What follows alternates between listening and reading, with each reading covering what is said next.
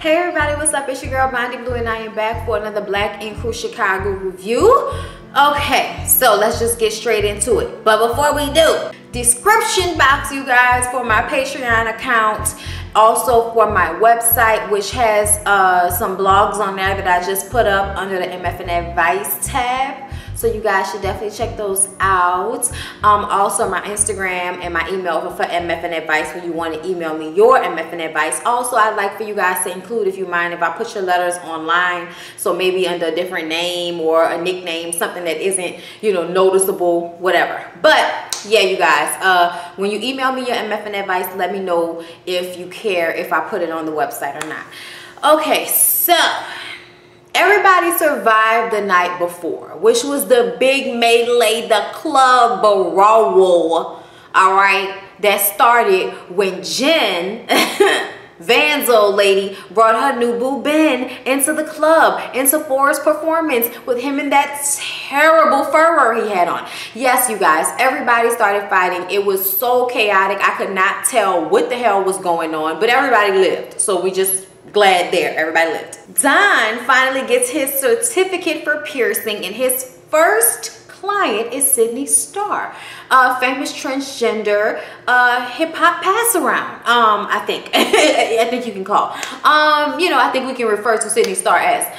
But yeah, she comes to get her navel pierced, her belly button pierced. And I did not know how Don was going to react, but I'm proud of him. I'm proud of the old boy. Out of everybody on the show, I think Don has really started to become a man, you know, like a real man, like for real on this show. And I like to watch it. I like to see him grow up the way he has and taking care of Ashley, and he and Ashley getting in a better place in their marriage and their relationship, because I'm all here for black love, okay? And even though I didn't think you motherfuckers would make it this far, you have, and I'm glad you've proven me wrong. Okay, because I love to see it at the end of the day. All right, just sometimes I don't know. Okay, the way that marriage started, that damn wedding day child, girl, look. Anyway, we proud of Don for piercing bitches' navels and doing it quickly and calmly and correctly, and hopefully without any infection. So Jen and Van meet up by some train tracks, because he does not want what happened last time to happen this time. I'm like, so you gotta go in the middle of fucking nowhere, out in the cold with a scarf wrapped around your face and fucking sunglasses on at nighttime because you don't want to fuck other stuff up? This is when your grown ass needs to really grow up, get some self-control, and realize that everything ain't a fighting situation, okay? You did not have to push that man. He was not giving you that type of energy, okay? He was just happy to be in front of the lights and the cameras, okay? You can tell he was smirking and everything. He didn't know what to do with his face, okay? He noticed the camera was there. You've been doing this for too long, Van. You was really tripping out, like. And then you're gonna want us to feel bad for you if you end up getting arrested again. But this is something that could have ended in you getting arrested, and you just, it's just like you don't get it. And that's annoying to me. And then especially in this conversation with Jen, I'm glad she checked you the way she did it, and she told him, because he just doesn't understand. He think that when he asked her for space, that means just stop asking me to marry you right now. That's what he meant as space, not actually space as if I don't want to be with you. No, I think you knew exactly what you meant, Van. I think you meant space as in space apart, until you realize how much Jen does for you in your everyday life. And now all of a sudden it's really getting to you and you feeling some type of way. He was gonna cry in the car standing up there talking about it, so why you can't just give me what I asked you for? A little bit of space, not a lot of space, a little bit of space. Is that asking too much? Yes. Yes, it is asking too much. I do too much for you as it is right now. Why should I continue to do this for you if you don't want to really be with me? Talking about you don't know how much I love you. Obviously not enough to marry her, okay? Y'all, I could not take it, okay? I'm glad that Jen said, you know what? I'm done with you, and I'm done with this conversation, and I'm going to continue to move on like Maya, since you still don't know what the hell you want. Bye, okay? Got in the car and goosed it out. You go, Jen. You go, girl. So Lily got kicked out of her cousin's place because she ain't got no fucking couth, okay? Walking in the house drunk all the time, probably trifling. Them two girls got babies. They gotta go to work. They gotta drop their kids off. If you ain't gonna help, bitch, you don't need to be here, okay? That's obviously how they felt. So they kicked her ass out. Cobra opens up her nice 3-bedroom apartment with a view to her. I'm like, God damn, Cobra, you must have got something from your daddy, huh? That's a nice spot, girl. And I damn sure would not have allowed old drunk pussy ass Lily to come and live in my shit. You could already tell that she probably trifling. I don't care what nobody say. You can tell by the way that bitch can't hold her liquor and she continues to drink. She probably a pass out, throw up, piss on anything type bitch. I would not want her in my house. But you know what? Cobra a little bit turned on by her. Cobra lonely. She need friends and she just gonna try to be nice and let her move in. Girl, I know you think this about to be a, you know, slumber party and sometimes things get a little spicy. No, bitch. That's not what's going to happen. She's gonna be annoying, trifling, what's it called? Inappropriate. She's just gonna be a selfish person to stay with. At least that's the way it looks. But you know, as long as we commiserating about the fact that we've hunched females before, we can work it out. Charmaine's mom is in town, you guys. And this is when shit gets sad. Okay? This is when shit gets sad. Because I understand how she feels. Charmaine's mom has stage 4 kidney failure, renal failure. Well, it's not failure yet. But basically she's one step away from kidney failure, and when that happens, shit is gonna go downhill quick unless she gets a transplant or something. So a lot is going on with her health. She's not healthy because of the medicine she took for high blood pressure.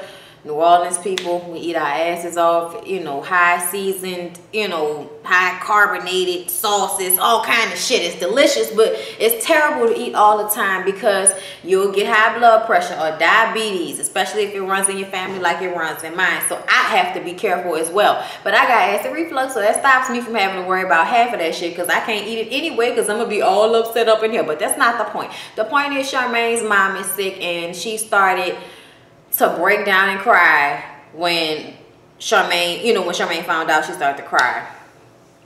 And I totally got where she was coming from. Even though I've already lost my father, and I lost my dad like the semester before I graduated from college. That was tough. Only a couple of years after Katrina happened, that was tough. And I still feel like if I was to go through that with my mom before I have children, I don't know how I would be able to get on. Like, real shit. I don't know if I would be able to get on because I feel like I can't have them both going. You know what I'm saying? Like, not like that. So I get where, and I'm a mama's girl just like I was a daddy's girl at a certain point. But I really, like, my mom is like my friend. So I understand Charmaine so much, and I could so understand how she didn't even want to think about it because my mom made me think about it one day when you know I was trying to be one of them little badass kids and said, you know, I hope you die, mom. Okay, I don't know why. Don't ask me. I was really young. I might have been like 7. And she said, I want you to go in your room and think about if I actually was to die. Think about if I was not here anymore. And I went in my room and thought about it and cried so hard. And came and said, Mama, I'm sorry. And from then on, I have never thought that in my life. Never thought that about her, about my dad, about anybody. And I've lost family members. So, you know, death is not exactly the scariest thing in the world to me. But, you know, just thinking about that, man, I feel so bad for Charmaine. But her mom decided that she wanted to start checking off bucket list items, and one of those things was to fly. So they go to like a trapeze place, and they're supposed to be swinging and flying, and mom chickens out and lets Charmaine go first. And Charmaine did it, and I'm like, at least you could always say that you did something like that because your mom psyched you into it. That's cool to me. You know what I mean? That your mom, she couldn't do it, but at least you did it. So, you know, she got to see you do it and see you experience it. So that probably was the best that it's gonna get for her. From swinging from trapeze and shit, even if there is a net down below. But it was a very cute scene. And then after they decided they were going to get matching tattoos that were butterflies that 4 was going to do. And then he better not mess it up, okay?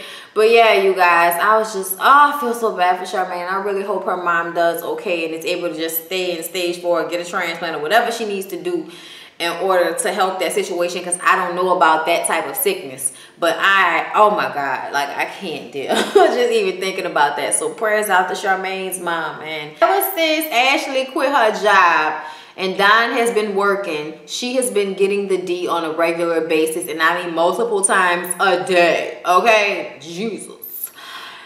And I'm like, I could not take it multiple times a day. Like, oh my God, do y'all know how many times never mind, that's personal.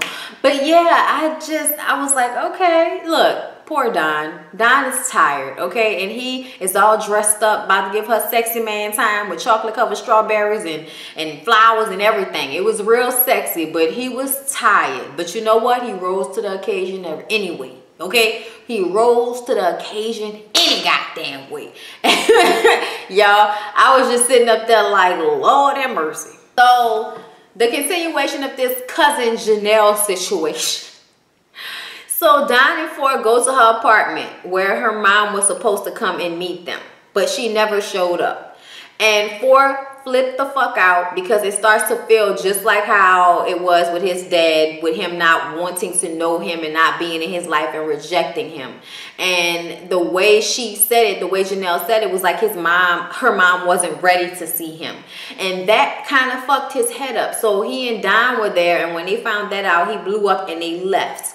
She shows up at the shop acting like nothing happened, and Nikki is there. They did like this hashtag lunch bag thing where they packed 500 lunches for all of these homeless kids. It was really cool that they did that.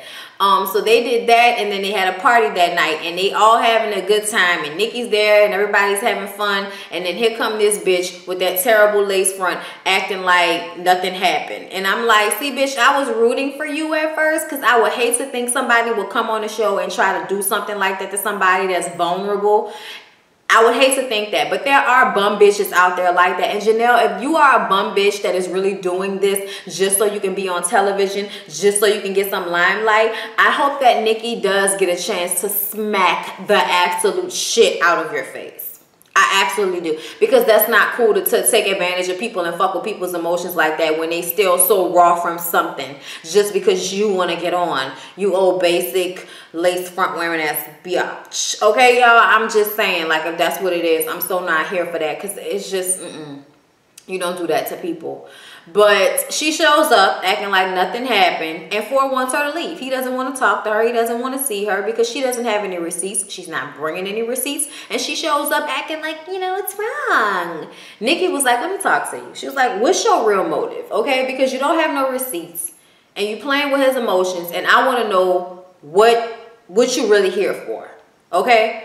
And she tells her that she needs to stay in her place because she is not a wife, she is a girlfriend. And while normally I would go with that, if I'm with somebody and I love them and I see you trying to take advantage of their fucking feelings and they're a man and you a woman and I'm a woman, I'ma fuck you up for them. So I'm kind of on Nikki's side with this shit. But I feel like Nikki's ass is crazy. They didn't let it turn into a fight inside the building. Before left once he thought it was diffused. They let her go outside, and Nikki went outside eventually too and caught up with the bitch. Rolled up on the side of the car with her with one cameraman, okay? One lone cameraman. Caught it all. And she rolled up, and at first Nikki was talking to her, but see, when Nikki's hand started to do this so close to her face, little bitch would have been smart to hit her first, but she didn't. Nikki grabbed her wig. Nikki didn't get any hits off of her because security came and jumped in so damn quick that she only hit the security guard's back, and she pulled her whole wig off. But that little bitch looked strong. Janelle looked strong. She swung the fuck out of one of the guys that was trying to break it up. I don't know if you can call him security because she swung the hell out of him. I mean, she was trying to get to that bitch.